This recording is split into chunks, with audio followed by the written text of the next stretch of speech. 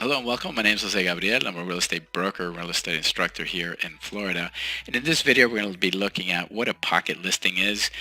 Pocket listings can be a little bit problematic and can be a little controversial. So let's take a look. Hopefully this will clarify the situation for you.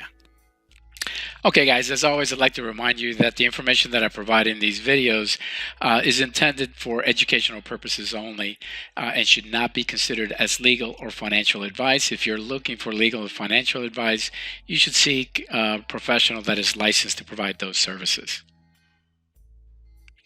Okay, so what exactly is a pocket listing? Well, the concept is not really that complicated. It's basically a listing where the agent that's taking that listing, the listing agent, will not be placing that property into the multiple listing service. Now remember, the multiple listing service, the MLS, is the database that the majority of real estate agents utilize to put their properties, to advertise them, to let the public know that that property is now available for sale.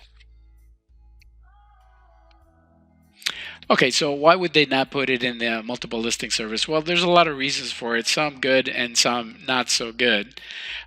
It can be problematic because why? What is the incentive for the listing agent not to put it right away into the MLS? Well, because quite frankly, they might try to get both sides of the commission. Remember that the listing commission, there's a portion for the buyer's agent and for the listing agent. And if the listing agent finds the buyer on their own, then they don't have to split it, and there's a lot more money for them. So they do have an incentive to try to do that. So that's why they may take and this may be with the approval of the seller. It may not be with the approval of the seller. And so sometimes it is, sometimes it isn't. And that's where the controversy comes up. The other thing is other agents are going to be, they're going to go by, see the sign on that property. And if it's not in the MLS, then they can't show it. And again, it becomes problematic with their possible buyers. So all kinds of reasons why this is just not a good idea.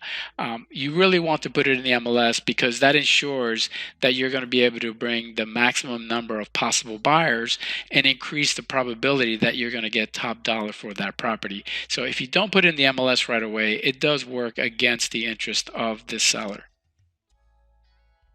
Now, the National Association of REALTORS just recently issued some new guidelines with respect to pocket listings. And for the most part, it basically outlaws them and says that no realtor, which is a member of the National Association of REALTORS, is going to be doing pocket listings. What this new ruling, which was basically determined or derived in January, it must be implemented by all Association of REALTORS by the 1st of May, which we're almost there. They came out with this new policy called clear cooperation. And what that means is that any listing agent must put, from the minute they start doing advertising for that property, within 24 hours, it must be active in the multiple listing service. So these pocket listings, they are strongly discouraging it. And I guess they were doing this because it was starting to get a little out of control.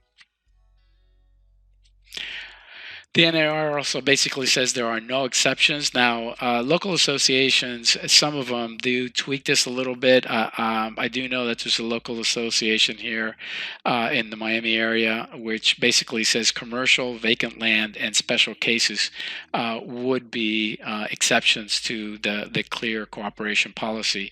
Now, what exactly those special cases are, maybe somebody's getting divorced, or maybe high-end luxury or celebrity individuals. So my suggestion would be any real estate agent that's listening to this, be very careful about what special cases are, because 99.99 of all listings should be placed in the multiple listing service, so that make sure that you're being compliant with clear cooperation. Okay guys, that's it for this video. I hope you found that information useful and practical. As always, if you have any other questions regarding real estate, please let me know.